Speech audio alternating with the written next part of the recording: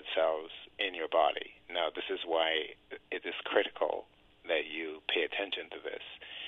Anyone, not just women, but especially you ladies, if you don't have enough red blood cells in your body, it means that you don't have enough oxygen in your body for your immune systems, for your hormones, for your enzymes, for all of those to work together harmoniously. It means that your body is in a chronic state of imbalance. It means that you are grossly anemic for oxygen if you don't have enough red blood cells. Now, why are you grossly anemic? You're grossly anemic for oxygen because if you don't have enough red blood cells, you don't have enough iron, because the red blood cells, the hemoglobin, the heme protein, is what attaches to iron.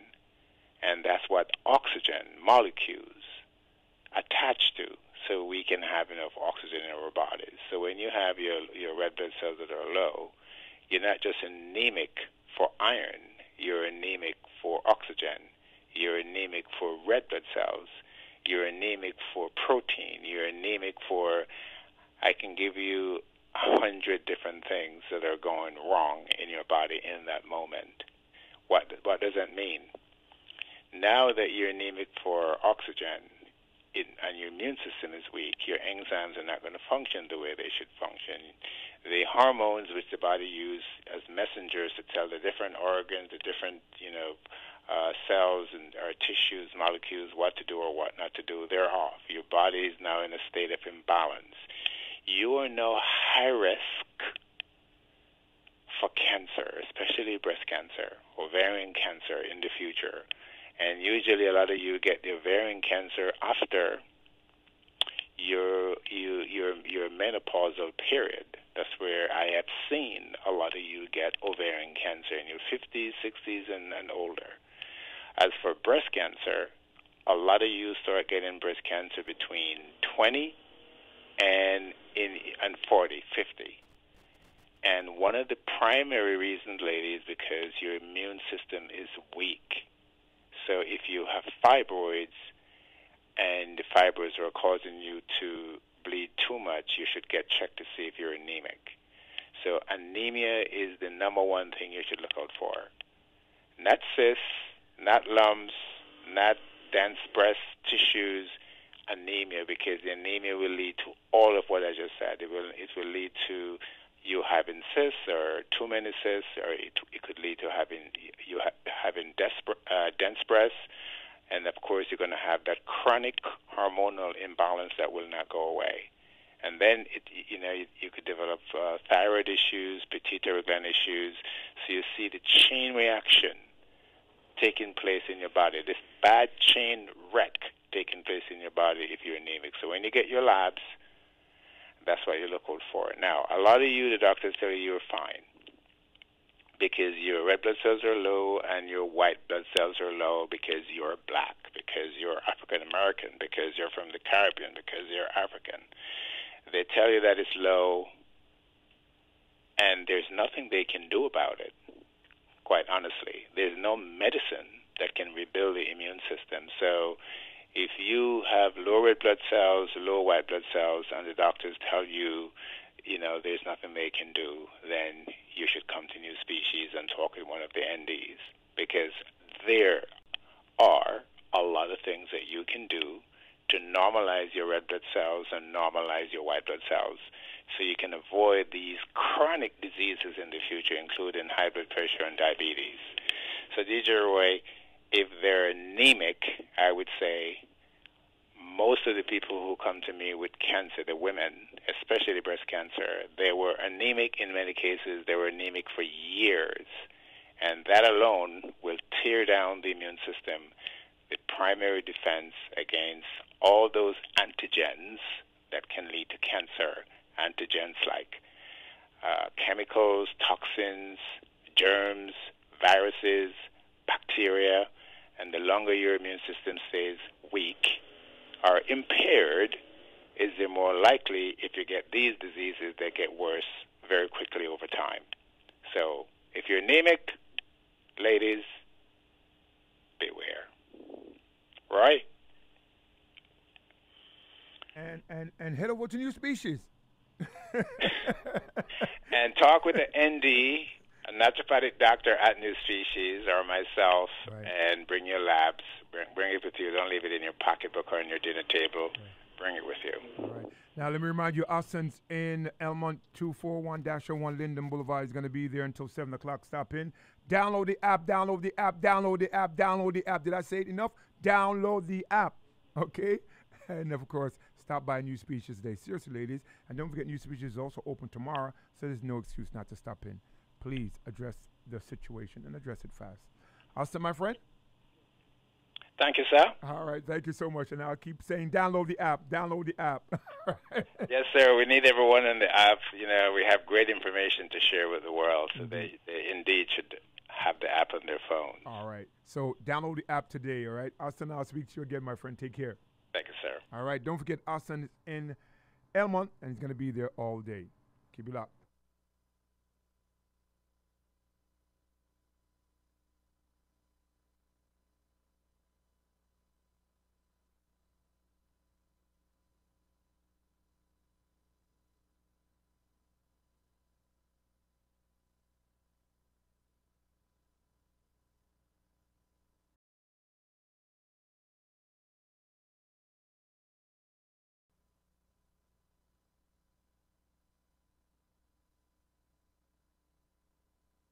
One, two, one, two, one, two, one, two, one, two.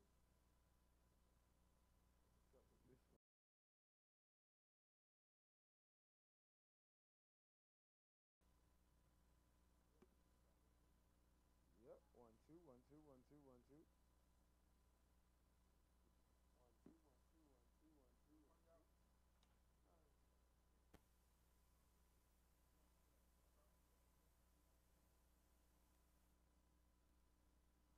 One, two, one, two, one, two, one, two, one, two, one, two, one, two, one, two, one, two, one, two, one, two, one, two.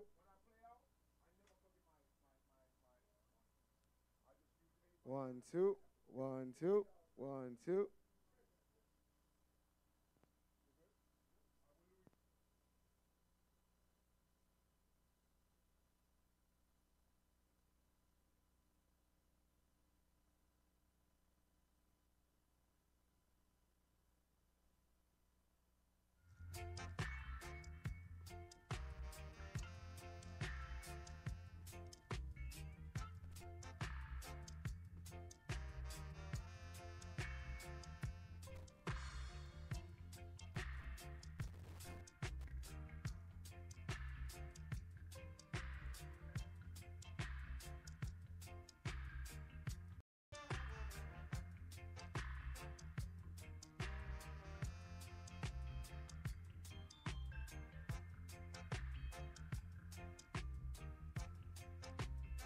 Provider, but with supplemental combined insurance, benefits are paid directly to you to use at your discretion to cover things like rent or utilities while you're out of work. Let combined insurance give you an extra layer of protection and peace of mind.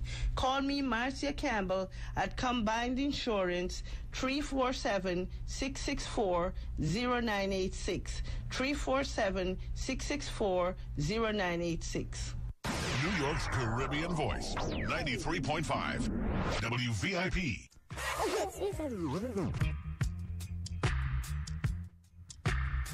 Okay, we're back, and I'm telling you now, call a friend and tell a friend because she's in the building. Who is in the building? Frankie Music. She's in the building. Yeah. All right, I'm going to give you some time now to go download the app, okay? It's Black History Month right here on the Irie Jam Radio, and we salute Black History Month, so take a listen right here. You're listening to Irie Jam. Negro, African American, Noor, Nero, Mahogany, Ebony, Nubian, Black. All of these words have the same meaning. Negro is a Spanish noun, descendant of the word Niger meaning black. Somewhere in history, it was translated to the N-word by those who referred to us as economically, politically, or socially disenfranchised, instead of the kings and queens, princes and princesses that we really are. We are descendants of the continent of Africa. Countries like Niger and Nigeria hold our rich heritage. Unfortunately, this misinterpretation of our heritage has been perpetuated among our own race. Rather than obliterate this disrespectful term, we have adopted it as a cultural phrase. You've heard it. What's up, my N-word? Or maybe you said it. Get out of my face, N-word. So why have we taken this word to use it in our everyday language to communicate to or about ourselves? Let me dispel the myth. As a people, we are neither economically, politically, nor socially disenfranchised.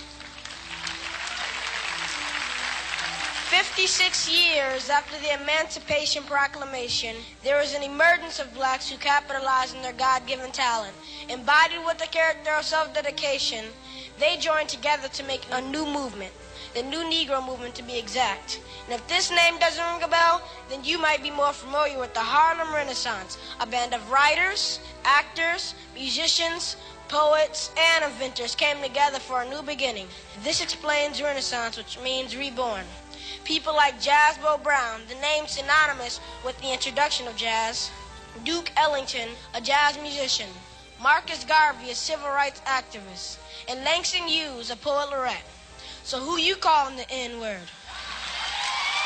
We have held such coveted offices in the history of this nation, and affirmative action had nothing to do with it. According to the definition, an N-word will never be a lawyer, a doctor, or a teacher. Yet many African Americans thrive in these industries.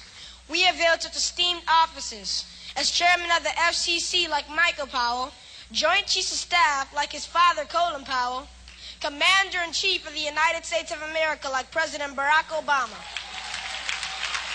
Oprah Winfrey would never have the success she experienced or the distinction of being the richest woman in America if she had allowed a termination from her job to economically disenfranchise her.